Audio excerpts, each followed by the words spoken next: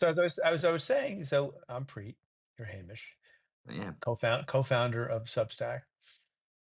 So I want to have a great conversation about the platform, and I'm getting this is my 1 week anniversary of being on Congratulations. being on the Long platform. timer. Yeah, no, I feel younger. I feel younger than I did a week ago already.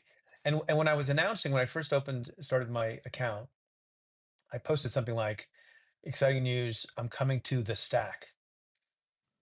Is that a preferred or a unpreferred nickname for Substack? Do people use the Stack?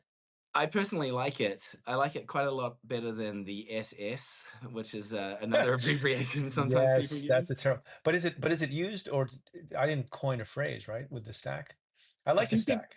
a few people have used that, but it's not popularized or trademarked yet. So I think you've got an opportunity there. I'm not going to turn people off You're not going to turn with people the off. Stack. I think the Stack is good. I like the Stack. Yeah. We kind of named it Substack because of that implication is like your stack of subscriptions, which calls to mind like a Right. stack of But like sub newspapers. means like under. The Stack sounds like it's something very tall and monumental. Sounds That's true. monumentalist. I don't mean to tell you how to do your business, but I think you can be this. You can be Substack officially, Yeah. and then on the playground you can be the Stack. Yeah, that's very good. I think the stack.com would have been quite a lot more expensive than substack.com when we were starting the company. It's all about the domain name. My Yeah. brother taught my brother taught me that. He started a company. Well, our now we're with Vox, but our company is called Cafe, and the cafe.com Oh yeah. domain name cost four-letter common nouns as domain names cost a lot of money, apparently. Yeah, hell yeah. Maybe you could have called it Cafe Stack. It would have saved us out some setup Cafe Stack, costs. the Yeah. Cafe Stack. So I'm new. We have a number of people who are listening in. You got any pointers for me that what am I doing wrong? What am I doing right? Like, how can we make this a wonderful partnership for all concerned? Well, I think you did a great thing in the first place, which was to come out with a strong mission statement. So Yeah, you launched a post saying what your Substack's all about, and you're emphasizing in particular thoughtfulness. And I was actually yeah, going to ask you about that. Um, why was that so important to you to come in here? And I think you mentioned in this post kind of the cacophony of voices that social media yeah, unleashes, and that you wanted to be not just another voice shouting in the mix, but you wanted to emphasize thoughtfulness. What's going on there? yeah. Oh, we just made that up, Hamish. Yeah, yeah, No, it's just a sell point. that was just a slogan. We engineered in the shop. No, um, well, I've been thinking a long time since I left public office about what the problem is, and there are a lot of problems, and you can diagnose them in different ways. And I think, as I said in the welcome note, some of it is bias, some of it is tribalism, some of it is antipathy that certain groups have for other groups, but a lot of it is just a failure to be thoughtful, and that encompasses a lot of different things. Its opposite, of course, is thoughtless. That you can have a meeting of the minds, or at least a joining of the argument between two people who are at opposite poles on any policy issue or any ideological philosophy. But what's needed for that joining to happen is an open-mindedness, is a welcoming of other ideas, and it's thoughtfulness. And I found, I follow a lot of folks who are, well to the right of me. Um, and I don't follow a lot of people who are well to the right of me. And the distinguishing factor between the ones that I listen to and pay attention to and learn something from is, in a word, is the difference in the degree of thoughtfulness. Someone I can ultimately say, I think that's the wrong point of view. Same is true with Supreme Court opinions and judicial decisions, which we talk about on the podcast and we'll be talking about on Substack all the time. Um, if it's thoughtful, it allows me to understand another person's point of view. It allows me to respect that there is a different point of view. It allows me to respect that person and allows that person to have the opportunity to persuade me because they have begun, not with ad hominem, not with insult, not with condescension, but with thoughtfulness. And so then I realize that if that's the kind of thing that attracts me to other people's ideas, so they allow me to think of other points of view and also to refine my own ideas. well, then I and we, everywhere, but certainly on our Substack account, need to do the same thing. Might I venture to suggest that we've been living in a kind of media system that discourages Yeah, thoughtfulness or encourages reactivity and shouting and quick hits, quick punches, basically, because we've been forced into the dominant media, whether you like it or not, is just true, has been Twitter and Instagram and TikTok, these places that force us into feeds where you only get to like say a short thing and you get rewarded because they're engagement based. You get rewarded for calling your opponents idiots in front of your fellow tribe members. Whereas completely. the Substack approach, or what we're trying to do here, is integrate the discussion with the main event, which is the place where you defend your ideas at length in a long form piece of writing or a podcast episode. And so, and that's also what you get paid for. The reward you get is not virality or follows, it's money through paid subscriptions. And that Yeah. changes the whole tenor of the conversation. Yeah, what I like about it so far, and it's been a week, and I'm still exploring and probably probably screwing things up, um, is that you have the opportunity to have a short. You can post a short message, right? Something occurs to you, or it's Mother's Day, or whatever thing that you could do on Twitter with a post. You can also engage very thoughtfully in my preferred um, medium, which is a long form podcast. Mhm. It's in the same place, and then the thing that's sort of in between those two things, or at least more like the second thing than the first thing, which is what you began as and what you're most known and famous for and renowned for, is writing. And it's a better feeling to me to post the short thing on Substack if I know that my feed also has the other things, Yeah. right? I mean, I used to be very prolific on Twitter, Yep. X, and I used to tweet all the time. I got up to 1.7 million followers. I still have 1.5 million. I've hemorrhaged some since that site has changed, Yep. and it was fine. But I found that people would take, I think, would have unfair reactions to things I was saying, as if the sum total of my thinking and views on something were in a 100-character tweet. When I put out multiple hours of podcasts every week, we have a bunch of writers we host, and so I didn't like the distorting effect of people thinking, well, this is what Preet Bharara says and stands for in one glib post, because obviously no single no single Twitter post can be thoughtful. Going back to the original premise, and because you need multiple forums and you need a little bit of room and space to be thoughtful. It's nice to have a place where you can sort of be, a little bit, clever and quick, and glib, but that's really not what the whole game is about, at least not to me. Yeah, I think in terms of discourse, it is really hard to be thoughtful. Like a couplet can be thoughtful and beautiful, and a haiku can be thoughtful and beautiful, but Yeah, the context in which they exist as like masquerading as the central place for quality discourse is corrosive. It's actually a bad faith machine. People get yeah, totally. rewarded. The system rewards people for taking you in bad faith. So you're not set up for like a productive discussion. You're not set up for Yeah. trying to understand each other. You're set up for like dunking on each other and destroying and cutting each other down. And I'd rather, while the particular format of expression, each format mode sort of lends itself to a different kind of quality. So like a long form podcast episode is a really like thoughtful way to get at hard questions with nuance. But the system and the rules of the system, I think, are more to blame than the particular type of post. So like a short post can be good, a long post can be bad. um, Both can but be if the true. system is rewarding like shouting and dunks, then Yeah. you don't really have a chance. Not everyone is Confucius, right? Not Yeah, everyone can that's true. express themselves Yeah. with brevity and wisdom I so think so that how was do you his editor. I don't think it was Confucius. I think he was verbose and he had a good really, really editor. good editor. So can I ask you, so I think that's a great aspiration and the right way to think about it, and one of the principal reasons that I and we at Stay Tuned joined Substack. How do you keep it that way?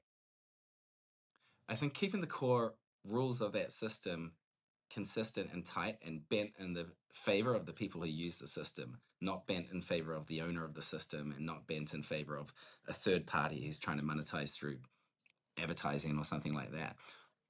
Um, and so the core of the Substack system is the publishers have total ownership of all their content and their audience relationships. And they can export all that stuff at any time if they suddenly get dissatisfied with the platform. The consumers, the subscribers, have agency by being able to choose who to allow into their inboxes and who to support and who to reward with a scarce resource for them money. And then the platform underneath it can only succeed when the publishers succeed. That's totally different to all the other systems at the moment.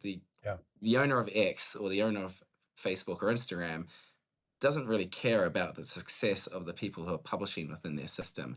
They just want people to be forever stuck in their feed so they can send more ads in front of their eyes. And it's different to traditional media, which is really strong on quality and standards, but has a business model that was invented 100 years ago. So we're trying to create this new infrastructure, this new land for media to build on. Can I ask? So my contribution to Substack is the nickname the Stack. Very As important. we said at the beginning, some people may have missed that. Um, but you have a series of ads that read "Media isn't dead; it's on Substack." That's that's kind of Confucius. It's a lot packing a lot of that's packing a lot of wisdom. That could be a Twitter or X post. That's true. Um, do you think a lot of people think media is dead? I think a lot of people are deeply concerned about the state of the media ecosystem, and that can be shorthanded as by some as media is dead. And if you look around, like the traditional media institutions that many of us grew up with, they're in a poorly state, not because their journalists got worse or because people stopped wanting good journalism, but because the business models don't support them in the way they once used to. And so we see these formerly great institutions shrinking rather than expanding, and to a large extent have been replaced by a chaos system where everyone can have a voice and everyone shouts at each other a lot, but the power is still concentrated in the rulers of those platforms. So we're living in a kind of media oligarchy at the moment. And to some, that might look like it's dead. But with Substack, we're trying to help something new emerge, a new kind of order, a new kind of legitimacy. Right. Whenever people talk about something being almost dead, I always have to quote The Princess Bride. Um, it's a mostly dead. He's mostly Mostly dead. dead. It's still got a pulse. It's still got a pulse for sure. And actually, Uh, I think we're actually going to move into a much better era. I mean, you've been aren't you helping? Aren't you helping traditional media? Or I mean, do you view yourself? How do you view yourself? Competitive with, parallel to, intersecting with traditional media? What's the right formulation from your perspective? Um, well, I think we're building new land for anyone to build the next generation of media products Mhm. on. And some of the participants in that will be traditional media organizations. They have the in-house talent. They have the economic incentive to be part of something growing rather than something that's getting smaller. And they have editorial sensibilities to build great things if they choose to see it in that way. But I also think that this kind of system allows a whole range of new voices in, a new range of perspectives in, and that some of these next great institutions of the media will be built by people who weren't already successful in the previous generation. So I think there's going to be a mix, and I don't, I think traditional media institutions can be helping themselves by building on Substack, and I think that's part of the reason you hear Vox Media is doing a bunch of these things, and New York Magazine is active on Substack, and I find that really Yeah, exciting. we're all on the stack, Oh, on the Hamish. stack, on the We're all on stack. this. Yeah, sorry, I've got to get used to that. Yeah, How do you since I have you, I'm peppering you with questions, but you can respond yeah, in kind if you want. yeah, I will. There are these media entities that seem that come across with great fanfare and they raise a lot of money, they do big things. And the one I'm thinking of, because I knew some people there at BuzzFeed. Yeah. I don't have no idea what BuzzFeed. I don't mean to criticize them. I don't know if they're around. I don't know if they're still doing news. I don't know if they're still doing listicles. But once upon a time, that was a big deal. And I remember it was a big deal when I think President Obama at the time mentioned BuzzFeed by name at the White House Correspondents Center, which was a sign that it had arrived and it was going to be alongside the Washington Post, the New York Times, and that wasn't to be. Any lessons in that for you guys? Massive. Yeah. That is a patient zero in be careful of who you trust your audience to. So social media in the days when BuzzFeed was getting going held so much promise. Facebook, especially, they could drive these giant audiences and direct attention to these properties that can then build their own strength. But what happened with BuzzFeed, which built its strength on the back of Facebook generating these huge audiences for its work, is that they made themselves so vulnerable to Facebook that when Yeah. Facebook changed its rules, when Facebook decided to deprioritize news, then essentially BuzzFeed lost its whole business. It lost its livelihood. And the problem was not that they were looking to exploit social media to build big audiences, but that was their one trick. And they didn't really have ownership over that system. And with Yeah. Substack, we're trying to, it's like we've learned a huge amount from what happened with BuzzFeed and Vice and uh, the likes. Policy Right. Mike was another big one. What we're trying to do is bring the growth and scale benefits that a centralized social network can give you, but make sure that the publishers are in charge and have ownership, and that the platform's incentives are aligned with the publishers. So the only way that Substack makes money is by taking a 10% cut of subscription revenue. That means we are highly motivated to help you succeed. Whereas BuzzFeed, it didn't actually hurt their business at all when they changed their rules to deprioritize. Sorry, Facebook. When they changed their rules to deprioritize news and it killed BuzzFeed, it didn't hurt Facebook at all. The publishers were interchangeable. They might as well have been AI, and that's still true of the social media systems today because they're not playing a game that is about helping publishers and creative people and journalists succeed. They're Yeah. playing a game that's about helping themselves and helping advertisers succeed. Now, will you raise the percentage you take in order to cover the tariffs on China? Well, we're not big in China at the moment because we're blocked there. So that's our get around thing. I mean, are we? Am I a product or a service? I guess. I What do you guess no. think? What do you I think of guess no. yourself? I think of myself as a hybrid. When Yeah. asked the question, "Are you A or B?" I always say both. So when you started your podcast in 2017, was what were you thinking? What did you want to do? What did you want the That's a great podcast to question. What the hell was I? be? Was I was telling you before before we started the live stream, it was kind of on a lark. I had some time. My brother had a media company, cafe, and he Is that thought people true? might Is like that to true that your brother also started diapers.com? diapers.com. Yeah, Diapers.com is my brother's company. pretty amazing. Yeah, yeah. As I often said, when I was the United States attorney and he started diapers.com, it was funny because we're competitive in the Bharara family. Hmm. And I thought that I had won because I had subpoena power. And he was selling diapers on the internet Mhm. under the slogan, and this is true, we're number one in number two. uh, and then he sold diapers.com to Amazon for a couple of bucks, and then Couple dollars, yeah. the rest is I thought it was a way to stay engaged and still be sort of civically minded and give people the benefit of my experience and background. Remember right after um, I left office, I was fired by the president of the United States. By that September, we were deep into the Mueller investigation. There were all sorts of legal issues and questions in the same way that there are medical questions, and medical experts opine on those things. And so, my brother saw, I think, ahead around the corner that there would be a lot of people, thoughtful citizens who were not experts, but who cared about the country and wanted to understand what in the living hell was going on around them, to explain what a grand jury was, to explain how due process is supposed to work, to explain what the Supreme Court was all about. And so I wasn't the first one, but we were early on. And it turns out there's a lot of interest, and and now we're on the stack.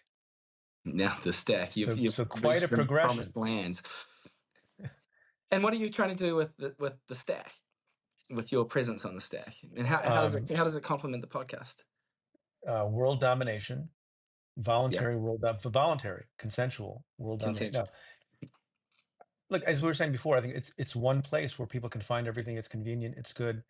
I think also there's there's a lot of attraction to Substack because it's gained in traction so much. So the recruitment of talent, legal writing talent, political writing talent for us, I think, has been accelerated Cool. because of the opportunity to be on this platform, not just on the other platforms. And have me on again in 3 months, and I'll tell you how that plan is working.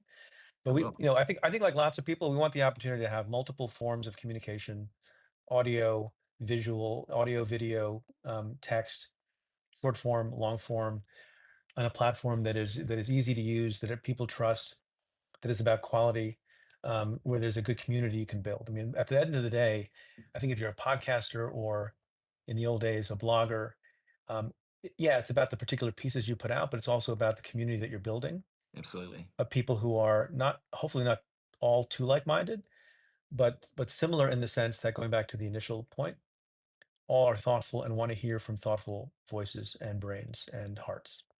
Yeah, it strikes me that you're building a place on the internet, which you're calling your Substack, the Stack, The for stack, people who want discourse and are not afraid of opposing opinions, but yeah. want to engage in a good faith way. So it's like a good faith corner of political discourse here. All right, so that I was told that this is about the perfect length I for think a so. Substack, for a live stream on the stack. Hamish, thanks so much. It's great to be part of your world, your community. Thanks for inventing this thing. Yeah, well, thanks. It's my pleasure. Thanks for being here, Preet, Okay, and good luck with it. And I'll talk to you in a couple of months. thanks so much. Thanks everybody for joining. Yeah, bye bye.